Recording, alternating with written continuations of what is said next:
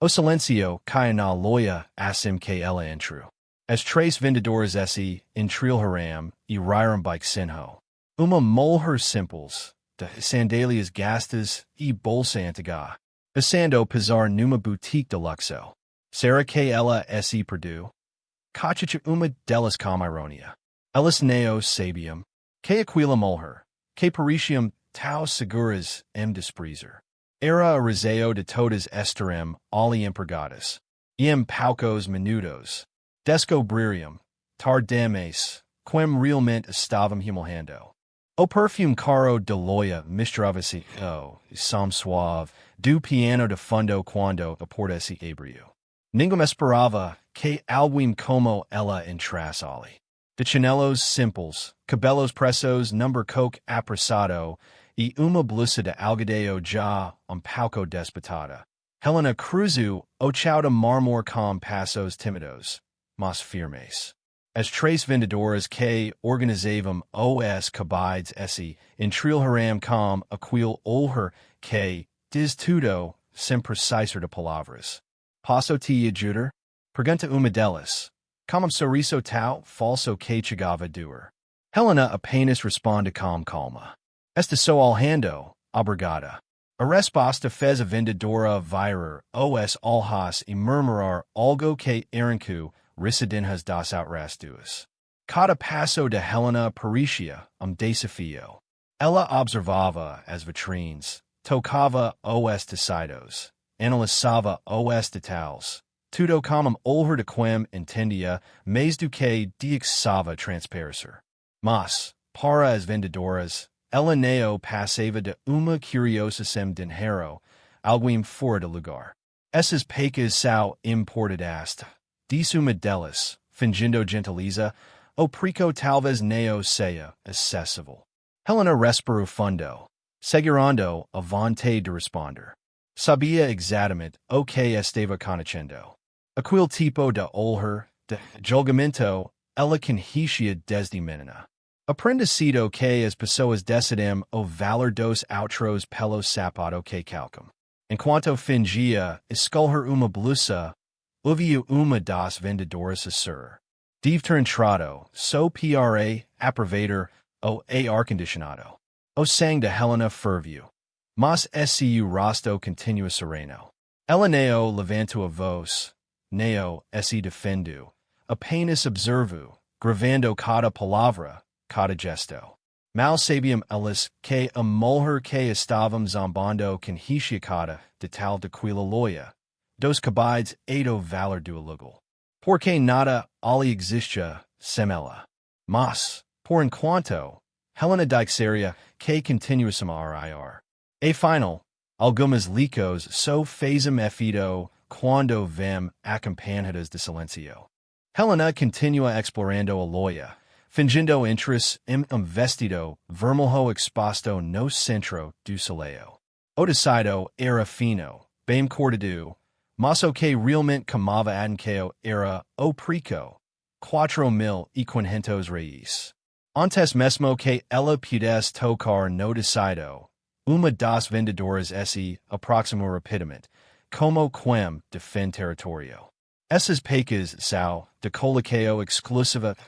Diz com voz doce, mas carregada de veneno. Talvez você prefira algo mais simples. Helena ergueu o olhar calmamente. Não se preocupe. Eu sou queria ver o que minto. A vendedora do sinho debochado. Claro, mas, olha, se for para olhar, a gente pode mostrar as pecas de liquidaco. São bem mais conta. O riso abafado das colegas no ambiente silencioso. Helena fingiu não ouvir.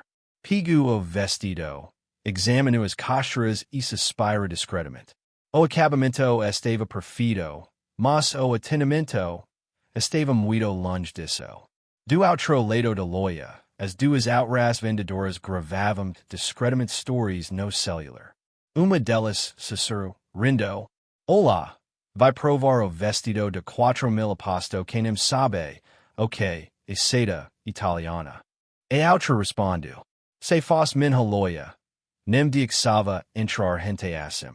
Helena, uvia tudo, mas mantive o semblante tranquilo. Eleneo queria apenas expor a arrogancia deles. Queria entender onde iriam. Posso provar este vestido? Pergunta com serenidade. As vendedoras entrilharam. Uma delas respondeu. Sem esconder o desprezo. O provedor está ocupado. Essas pecas não podem ser experimentadas sem superviso. Helena respirou fundo. Enteo, por favor, chamo gerente. Praque, respondo a líder do grupo, arqueando a sobrancelha. Helena sustentou o olhar. Porque quero conversar com alguém que entenda o valor verdadeiro dum cliente. O silencio corto o ar. As risadinhas cessaram. Mas ainda assim, ninguém chamou o gerente. Uma delas apenas cruzou os bracos e disse. O gerente não está disponível. E sinceramente, senhora, eco que a senhora ficaria mais confortável em lojas do seu estilo. Aquila frase caiu como soco, e Helena sentiu o mesmo no paido que sentira muitas vezes no passado. Ela sorriu apenas, entendeu perfeitamente, e sem dizer mais nada, caminhou a porta, sob os olhares sarcásticos dos três.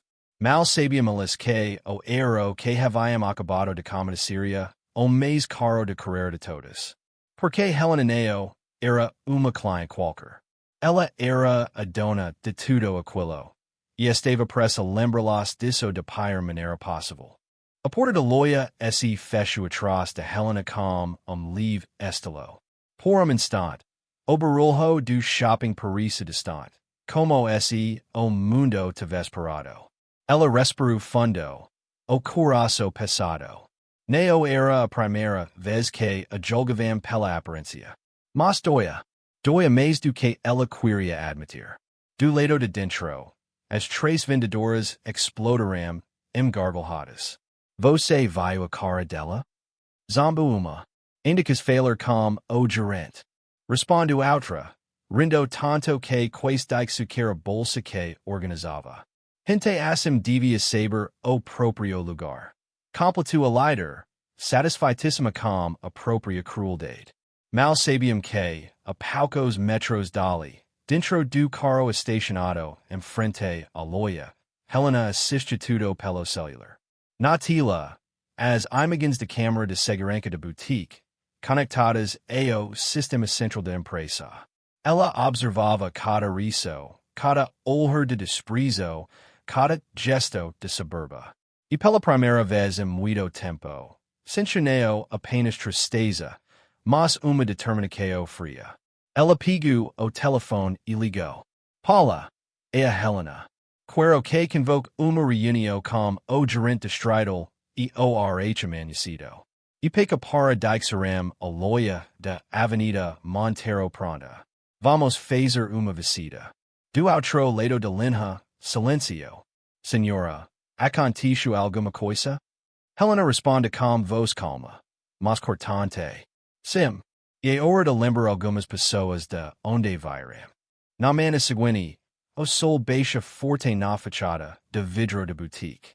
As três vendedoras chegaram como sempre. Maquiagem impecável, salto alto, sorrisos ensaiados. Nenhuma delas parecia se lembrar de mulher que haviam humilhado no dia anterior. Por volta das 10 da manhã, o telefone da loja tocou. A gerente atendeu. Elite fashion bom dia. A voz do outro lado era grave, autoritária. Prepare-se. Hoje teremos uma visita importante. Quero tudo, em ordem. A gerente confirmou. Nervosa, sem saber o que esperar. Minutos depois, a porta se abriu. E o silencio se instalou. Helena entrou, mas não era, mas a mesma mulher simples de ontem. Vestia conjunto de alfaiataria cinza, sapatos elegantes e olhar firme, tranquilo. As vendedoras se entrilharam, confusas. Havia algo familiar naquele rosto, mas não conseguiam entender o que. Helena percorreu a loja lentamente. observando cada detal, cada rostro. 8K Peru diante do balcão, o mesmo onde havia sido remojada. As três congelaram. E então ela falou. Bom dia. O som de sua voz pareço icor na alma delas. As risadas moram. Os sorrisos se desfizeram. E naquele instante, pela primeira vez, as três perceberam que o castigo estava apenas começando. O relógio de Loja marcava 10h22. O ar parecia passado, como se o tempo tivesse parado. Helena estava parada diante do balcão, observando as três mulheres que, no dia anterior, haviam rido dela como se fosse invisível. Vocês se lembram de mim? A pergunta suave, mas cortante como vidro. Cristina, a líder, tentou disfarçar o nervosismo com sorriso tremendo. Claro, senhora, a gente ontem teve mal-entendido, não é? Helena não respondeu imediato. Deu apenas passo à frente.